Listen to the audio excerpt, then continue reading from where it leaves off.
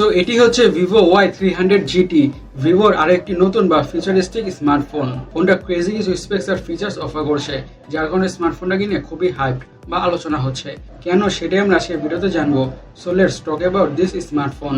শুরুতে ফোনটা ডিজাইনের কথা বলে, this phone really looks nice বা interesting at the same time.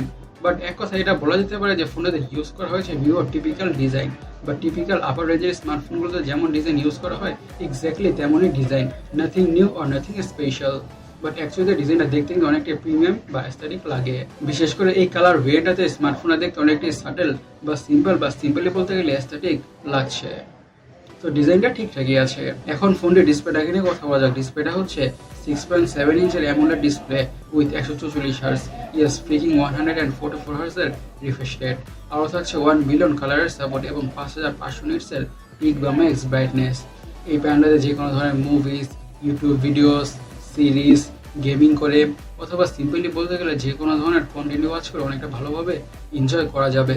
আর যেহেতু থাকছে 144 হার্জের হাই রিফ্রেশ রেট, স্ক্রোলিং করে, ব্রাউজিং করে বা গেমিং করে যে স্মুথনেসের ফিল তো পাওয়া যাবেই। আর 5500 নিটসের পিক বা ম্যাক্স ব্রাইটনেস থাকার ফলে আউটডোর ভিজিবিলিটি অনেকটাই ভালো হতে যাচ্ছে। আর যেহেতু থাকছে 1 বিলিয়ন কালারের সাপোর্ট, তাই কালারগুলো হবে খুবই ভাইব্রেন্ট আর পাঞ্চি। এক কথায় বলতে গেলে ফোনেতে যে কোনো ধরনের সিনেমাস, মুভিজ আর ইউ নেম ইট, এনিথিং দেখে অনেকটা ভালোভাবেই এনজয় করা যাবে। সো ফোনের ডিসপ্লে প্যানেলটাকে নিয়ে বা ডিসপ্লে এক্সপিরিয়েন্সটাকে নিয়ে আর বেশি কথা বাড়াচ্ছি না। এখন ফোনের হার্ড অথবা চিপসেট নিয়ে কথা বলা যাক। ইউজ করা হয়েছে মিডিয়াটেক ডায়মেনসিটি 8400। এটি একটি 4 ন্যানোমিটার বেসড অক্টাকোর প্রসেসর আর আপার রেঞ্জের স্মার্টফোন হিসেবে ট্রাইড অ্যান্ড টেস্টেড একটি গুড পারফর্মিং প্রসেসর। হাই লেভেলের গেমসগুলোকে অলমোস্ট ম্যাক্সর সেটিংস অনেকটা ভালোভাবেই খেলা যাবে অথবা রান করা যাবে কোনো ধরনের ইস্যুস ছাড়াই। এবং social media using, switching between apps, multitasking, you name it, যে কোনো ধরনের কাজ করে ফোনে থেকে অনেক ভালো এক্সপিরিয়েন্স পাওয়া যাবে। ল্যাগের ইস্যু বা হ্যাংয়ের ইস্যু ফেস করতে হবে না, ফোনটাকে যত বেশি হেভি ইউজ করা হোক না কেন। সো ফোনটার পারফরমেন্সের বেশি কথা বাড়াচ্ছি না, সিম্পলি একটা কথা বলা যেতে পারে, this device gonna handle whatever you throw at it. ফোনটির র্যাম এবং স্টোরেজ ভেরিয়েন্টের কথা বলে 3টি ভেরিয়েন্টে পাওয়া যাবে। 8GB RAM, 256GB storage, 12GB RAM, 256GB storage, 12GB RAM, 512GB storage. আর এসডিআর মাধ্যমে স্টোরেজকে বাড়ানোর সুবিধা থাকছে না। এখন ফোনের অফিস বা ক্যামেরা নিয়ে কথা বলা যাক। ইউজ করা হয়েছে 50 মেগাপিক্সেলের primary sensor with PDF and OIS এবং সেকেন্ডারি ক্যামেরা হচ্ছে 2 মেগাপিক্সেলের ডেপথ সেন্সিং সেন্সর, যেটা একেবারে হুদাই দিয়েছে ইউজেস একটি সেন্সর। আর ফোনটা ইউজ করা হয়েছে 16 মেগাপিক্সেলের সেলফি ক্যামেরা।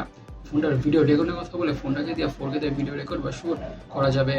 আর ভিভোর অ্যাকচুয়ালি তার পিকচার্স কোয়ালিটি এবং ভিডিও কোয়ালিটি অনেকটাই ভালো হয়ে থাকে। সো সে ব্যাপার নিয়ে চিন্তা করতে হবে না। এজ এ আপার রেঞ্জের স্মার্টফোন হিসেবে খুবই ভালো কোয়ালিটির পিকচার্স আর ভিডিওস পাওয়া যাবে। বাট এই ফোনটিতে অবশ্যই একটি আল্ট্রা ওয়াইড অ্যাঙ্গেল সেন্সর বা ক্যামেরা এক্সপেক্টেড ছিল। ফোনটিতে দেওয়া থাকছে ডুয়াল স্টেরিও স্পিকার্স। সিকিউরিটির কথা বলে ইউজ করা হয়েছে under display optical fingerprint sensor. এখন ফোনটির ইউএসপি বা ইউনিক সেলিং পয়েন্ট নিয়ে কথা বলা যাক। সেটা হচ্ছে ফোনটির ব্যাটারিটা।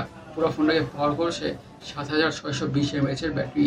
Yes, you heard me right, freaking 7620 mAh এর ব্যাটারি। এই ফোনটা থেকে খুব ইজিলি 3 থেকে 4 দিনের ব্যাটারি তো পাওয়া যাবে ফোনটাকে মিডিয়ামভাবে ইউজ করলে। আর সাথে থাকছে 90 ওয়াটের ফাস্ট চার্জিংয়ের সাপোর্ট।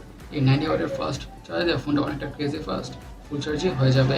ফোনের কালার ভেরিয়েন্টস কথা বলে এসব কালার ভেরিয়েন্টে পাওয়া যাবে।